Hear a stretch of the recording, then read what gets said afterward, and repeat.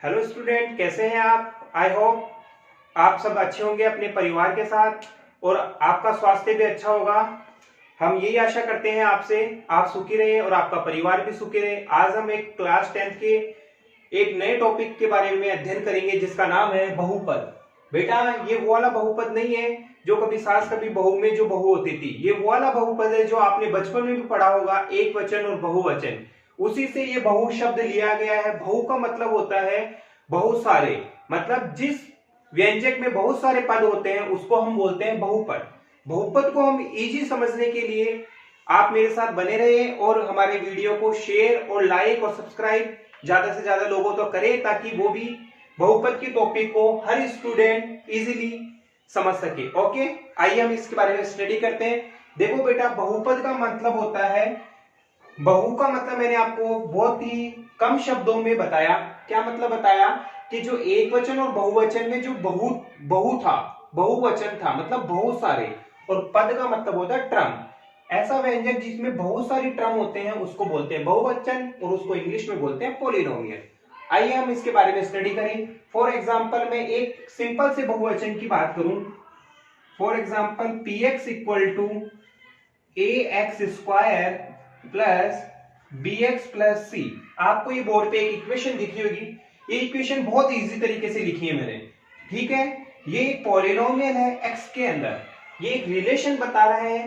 Polynomial एक relation आपको बता रहा है किसके अंदर, एक है कांस्टेंट टर्म और एक है वेरिएबल टर्म। ये कांस्टेंट टर्म और वेरिएबल टर्म क्या होती है, आप ये सब कंफ्यूजन में होंगे, लेकिन इसको हम इजीली एक डिस्क्राइब करेंगे। ओके, देखिए एक होती है आपके चर और एक होती है अचर। पहले हम अचर की बात करते हैं। देखिए स्टूडेंट, आपके जीवन में भी बहुत सारे आपके ऐसे फ्रेंड्स होंगे या ऐसे क्लोज फ्रेंड होंगे जो आपके बचपन से लेकर आपके 10th क्लास तक बने हैं। वो आपके हर स्थिति में आपके साथ होते हैं, एंजॉयमेंट में या अदर एक्टिविटी में। उनके बिना आप कोई भी फंक्शन अटेंड नहीं करते हैं, वो हमेशा आपके साथ बने रहते हैं। वैसे ही अचर भी क्या होते हैं, जो हमेशा एकदम फिक्स होते हैं, उनको क्या बोलते हैं हम, कांस्टेंट। तो वो अपने कांस्टेंट फ्रेंड थे एक तरीके से, वो कभी भी आप उनको खोना नहीं चाहते। वैसे ही कांस्टेंट का मतलब होता है अचर। अचर का मतलब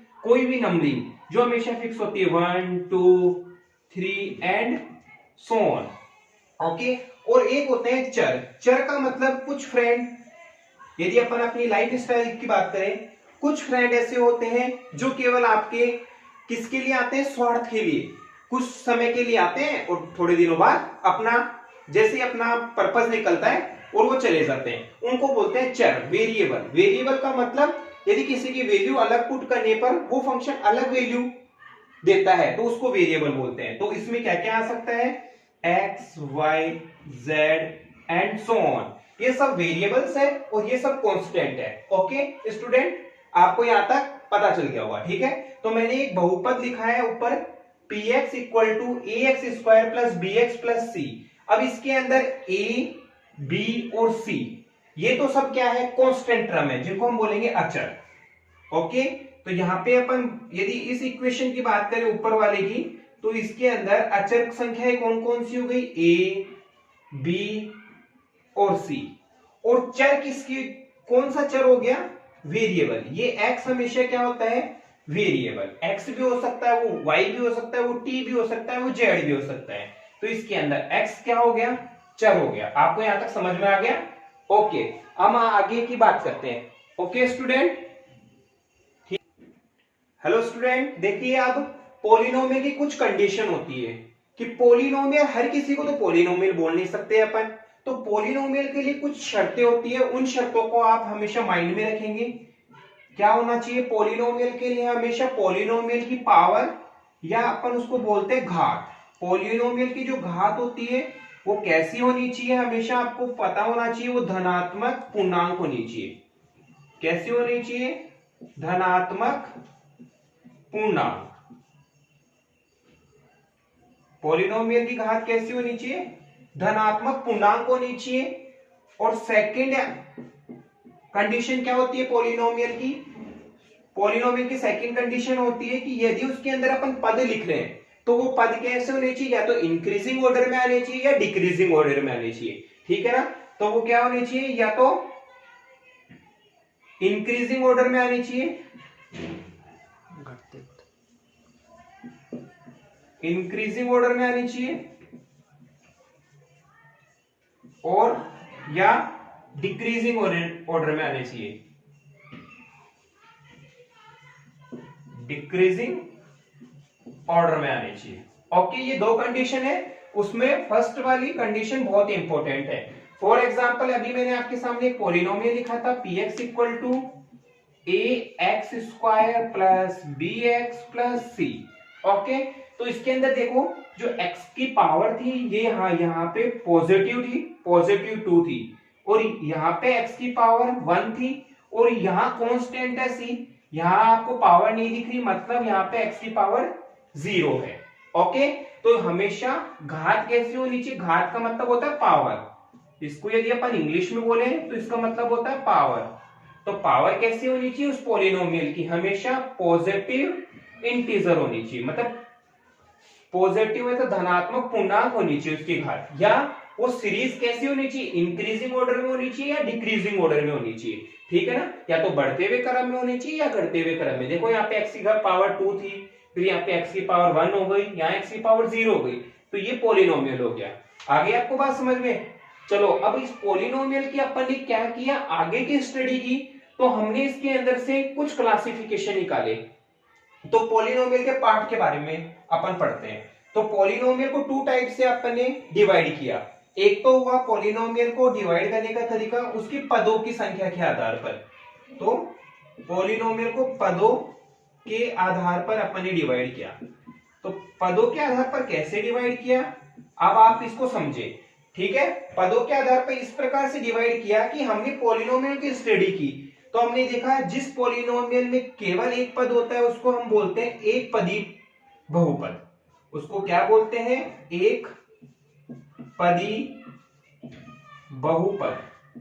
इसकी बहुत इजी डेफिनेशन है और इसको आराम से इजीली समझा जा सकता है। इसको इंग्लिश में बोलते हैं मोनोमियल पॉलिनोमियल, ठीक है ना। एक पदी बहुपद, एक पदी बहुपद क्या होता है, जिस पॉलिनोमियल में केवल एक टर्म होती है उसको बोलते हैं एक पदी बहुपद। अब टर्म क्या होती है, देखिए बेटा ये सब टर्म है, ये फर्स्ट टर्म है, ये सेकंड टर्म है, ये थर्ड टर्म है। तो इस पॉलिनोमियल में जो गिवन था उसमें 3 टर्म थी, जो टर्म प्लस से या माइनस से सेपरेट होती है। तो यहाँ किससे सेपरेट हो रही है, ये प्लस से। तो एक पदी बहुपद में क्या होगा, फॉर एग्जांपल यदि इसको px से शो करें ओनली एक टर्म आएगी, वो क्या हो सकती है, जैसे x स्क्वायर हो गई, ये एक टर्म हो गई अपने आप में। सेकेंड अभी इसी की एग्जांपल की बात करें, px इक्वल टू 2 हो गई, तो ये भी एक पदी बहुपद है। px इक्वल टू जैसे आपने लिख दिया माइनस का x क्यूब, तो ये भी एक पदी बहुपद है। इनमें केवल एक एक टर्म ही है, अलग टर्म नहीं है इसके साथ में, प्लस या माइनस से कोई भी डिफरेंशिएट टर्म नहीं आ रही है, ठीक है।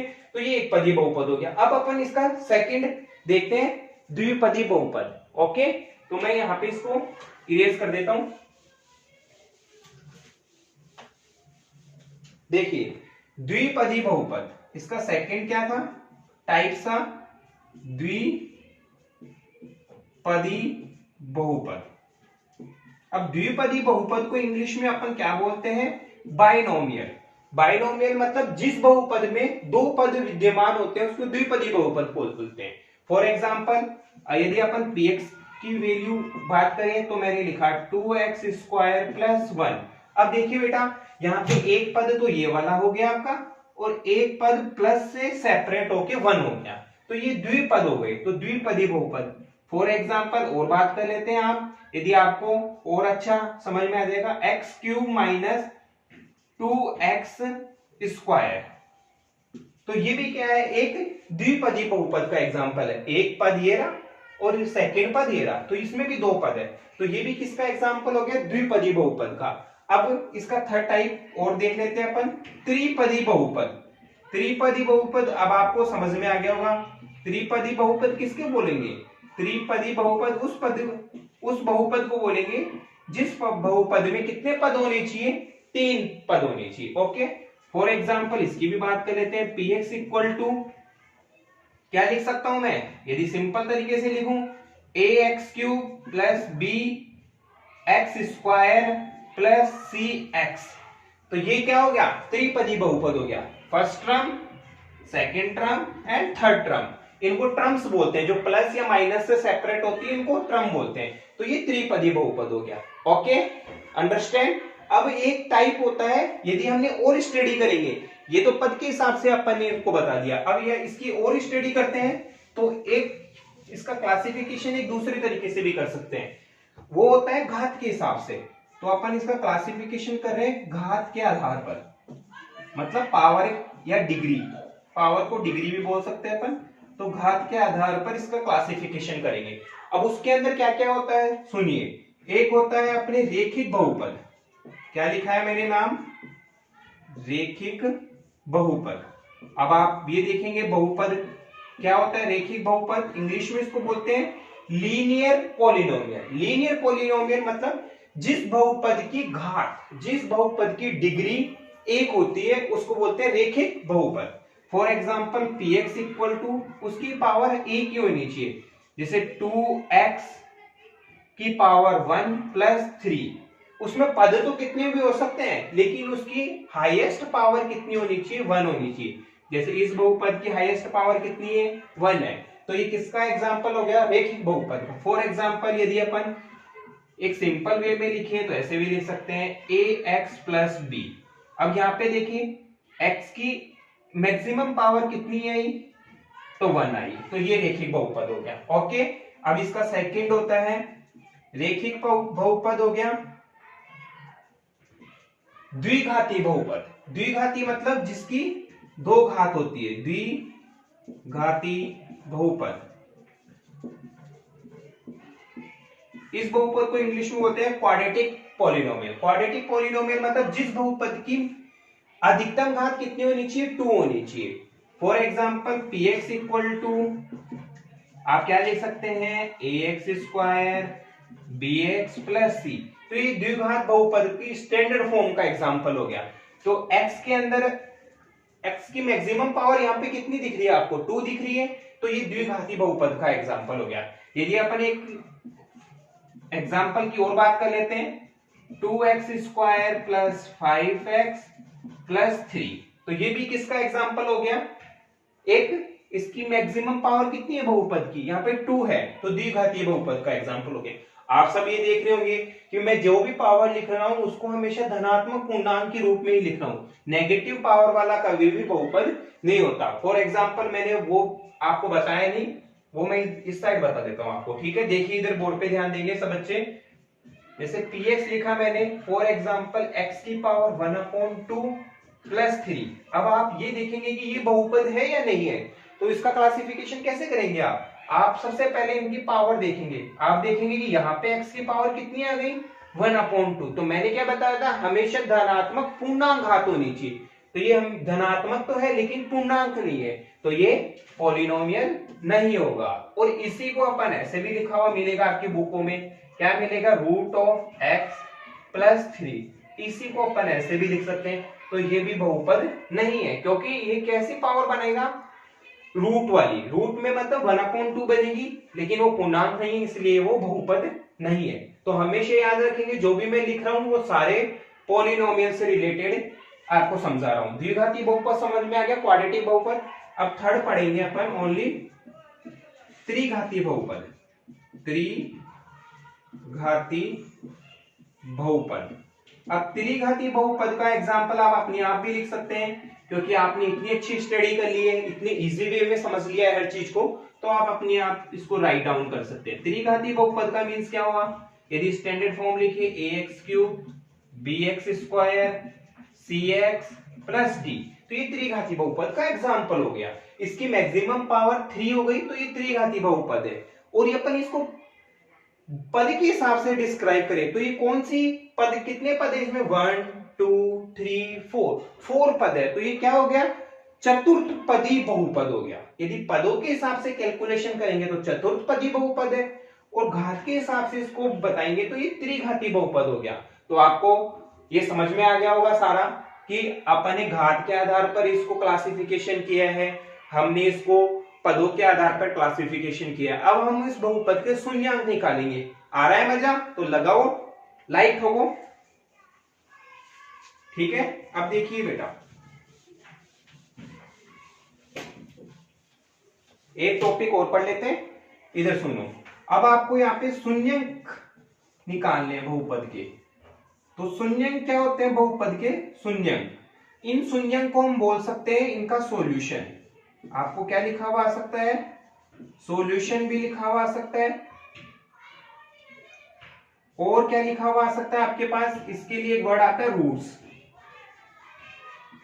ये भी है, एक ही बात है, सॉल्यूशन लिख दो, रूट्स लिख दो, ये शून्यंक लिख दो, ये सारे एक ही होते हैं। ठीक है ना। अब बहुपद के शून्यंक क्या कैसे निकालेंगे?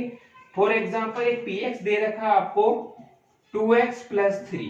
अब आपको ऐसे बोल दे कि ये जो बहुपद है उसके आप शून्यांक निकालिए या सॉल्यूशन निकालिए या रूट्स निकालिए, तो वो क्या होता है? बहुपद का शून्यांक का मीन्स होता है, नाम से ही पता चल रहा है कि x की ऐसी वैल्यू पुट करनी है ताकि इसका मान 0 आ जाए। तो वो कैसे निकालेंगे? उसको निकालने के लिए सबसे पहले आपका क्या करेंगे?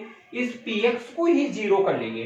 तो मैंने इसको 0 पुट कर दिया, शून्यांक निकालना है, तो 2x + 3 लिख दिया, बोर्ड पे ध्यान देंगे। ठीक है, अब आपको इस 3 का स्थानांतरण इधर करना है, मतलब 3 को ट्रांसफर करके इधर लेके आना है। यदि आप 3 को यहां से यहां तक लाएंगे तो -3 हो गया और ये आपको 2x हो गया। अब आपको पता है कि x के मल्टीप्लाई में जो नंबर होता है वो इक्वल की इस साइड आने पर डिवाइड हो जाता है।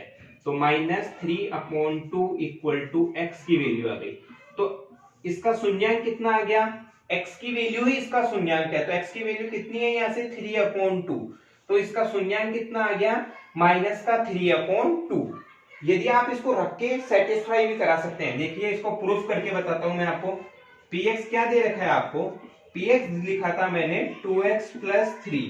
ठीक है, अब मैंने x की वैल्यू क्या निकाली? -3/2। तो यहाँ पे रख दो -3/2। देखो बेटा 2 × x की value -3/2 + 3 as it is. Okay, देखो बेटा ये 2 से 2 कैंसिल आउट हो गया, यहाँ पे -3 है, यहाँ पे +3 है, -3 और +3 कैंसिल आउट होके क्या बन गया? 0। तो p -3/2 पुट करने पर इसकी वैल्यू कितनी आ गई? 0। तो x इसका शून्यांक कितना हो गया, मतलब इसके रूट्स कितने हो गए या इसका सॉल्यूशन कितना हो गया? -3/2। तो ये यहां लिखा हुआ आता है -3/2 इसका रूट्स हो गया। फॉर एग्जाम्पल और भी आप एग्जाम्पल निकाल सकते हैं। चलो एक और एग्जाम्पल करके देख लेते हैं अपन। आप लोगों को समझ में आ रहा है? ठीक है, ओके, आप ऐसे स्टडी करते रहें और हम ज्यादा से ज्यादा वीडियो आपके लिए हमेशा प्रोवाइड कराते रहेंगे। px = इधर ध्यान दो, फॉर एग्जाम्पल लिख दिया मैंने 5x + 10। अब आप इसका शून्यांक फाइंड आउट करके दिखाएंगे। तो मैंने क्या बताया था? शून्यांक निकालने के लिए क्या प्रोसेस है? px को 0 पुट कर दो। तो यहाँ पे 0 लिख दिया आपने, सब बच्चों ने लिखा होगा अपनी अपनी नोटबुक में 5x + 10। ठीक है, अब इस 10 को ट्रांसफर करके इस साइड लेके आ जाओ। तो ये -10 बन गया इधर आने पर, क्योंकि इधर पॉजिटिव था, और ये 5x आ गया। अब आपको पता है x का कोफिशिएंट कितना है? 5 है, तो ये यहाँ पे आके डिवाइड हो जाएगा। तो -10/5 = x। ठीक है, तो x की वैल्यू कितनी आ गई अपने पास? 5 × 1 = 5, 5 × 2 = 10, तो -2। तो x की कौन सी वैल्यू पर इसकी वैल्यू 0 हो रही है? x की -2 वैल्यू पर ये px 0 हो रहा है, तो इसका शून्यांक कितना हो गया? -2। ओके, समझ में आ गया? ठीक है बच्चों, आज के लिए अपन इतना ही पढ़ेंगे। मैं वापस से रिपीट कर देता हूं, हमने आज क्या क्या पढ़ा। हमने आज पॉलिनोमियल के बारे में पढ़ा। पॉलिनोमियल क्या होता है स्टूडेंट? सब स्टूडेंट ढंग से समझेंगे इसको, वापस से रिपीट कर रहा हूं मैं। देखो बेटा, पॉलिनोमियल क्या होता है? पॉलिनोमियल एक ऐसा बहुपद होता है जिसके अंदर बहुत सारे पद विद्यमान होते हैं और उन पदों की जो घात होती है वो हमेशा धनात्मक पूर्णांक होनी चाहिए या वो इंक्रीजिंग या डिक्रीजिंग ऑर्डर में होनी चाहिए। ठीक है, तो सबसे मेन कंडीशन है कि उनकी घात कैसी होनी चाहिए? धनात्मक पूर्णांक होनी चाहिए। उसके बाद में हमने क्या क्या पढ़ा? उसके बाद में हमने क्लासिफिकेशन किया था। क्लासिफिकेशन 2 टाइप से किया। कौन कौन से टाइप थे वो? एक तो था टर्म्स के आधार पर, मतलब पदों के आधार पर क्लासिफिकेशन किया था, और एक था पावर के आधार पर क्लासिफिकेशन, मतलब घात के आधार पर क्लासिफिकेशन किया था। अब मैंने जो पदों के आधार पर क्लासिफिकेशन किया था वो बहुत इजी था। क्या क्या लिखे थे मैंने, एक पदी बहुपद, द्विपदी बहुपद और त्रिपदी बहुपद। एक पदी बहुपद में जिस बहुपद में एक ही पद विद्यमान होगा उसको एक पदी, और जिसमें दो हो गए तो उसको द्विपदी, और जिसमें तीन पद हो गए उनको त्रिपदी बहुपद बोलेंगे। ठीक है, अब घातों के आधार पर कैसे क्लासिफिकेशन किया था, जिस बहुपद में मैक्सिमम x की एक ही पावर होती है उसको क्या बोलते हैं अपन, लीनियर। लीनियर मतलब रेखीय बहुपद। और जिस बहुपद में x की अधिकतम घात 2 होती है उसको क्या बोलते हैं, क्वाड्रेटिक। क्वाड्रेटिक मतलब द्विघाती बहुपद। और जिस बहुपद में x की मैक्सिमम पावर 3 होती है उसको बोलते हैं त्रिघाती बहुपद। आगे आपको समझ में, उसके बारे में क्या निकाला मैंने, आपको शून्यांक निकालने का तरीका बता दिया। ठीक है, शून्यांक कैसे निकालते हैं, हमेशा शून्यांक निकालने के लिए जो भी आपको px, qx, qy, zy जो भी आपको बुक में मिले उसको हमेशा 0 की इक्वल पुट करें, और उसके बाद में सिंपल सी कैलकुलेशन है, उस कैलकुलेशन को आप फाइंड आउट करें, वहां से x, y, z जो भी वैल्यू निकले वो उसका शून्यांक हो जाएगा। फिर मैंने एक और चीज बताई थी इंपॉर्टेंट, वो मैं अलग से बताता हूं सब बच्चों को। क्या बताई थी मैंने साइड में कि कौन सा आपको बुक में ऐसे भी क्वेश्चन मिलेंगे कि इनमें से ये बहुपद है या नहीं है, तो आप कैसे फाइंड आउट करेंगे, हमेशा पावर देख लिया करें आप। पावर यदि आपको धनात्मक पूर्णांक दिख जाएगी तो वो तो बहुपद हो जाएगा, और पावर यदि 1/2 या अंडर में या माइनस में दिख जाएगी तो वो बहुपद नहीं होगा। फॉर एग्जाम्पल माइनस का भी देख लो आप, जैसे ऐसे भी आपको मिल सकता है एग्जाम में x की पावर -1 प्लस x की पावर 2 प्लस 3x5, ये मिल गया आपको, तो ये भी बहुपद नहीं है क्योंकि यहाँ पे x की पावर -1 आ गई, इसके कारण ये बहुपद नहीं है। ठीक है ना, तो हमेशा पावर कैसे होनी चाहिए, धनात्मक पूर्णांक होनी चाहिए। आज के लिए हम इतना ही पढ़ेंगे, नेक्स्ट वीडियो में आपको सारी जानकारी मिलेगी इससे, नेक्स्ट वाले की। Okay, thank you.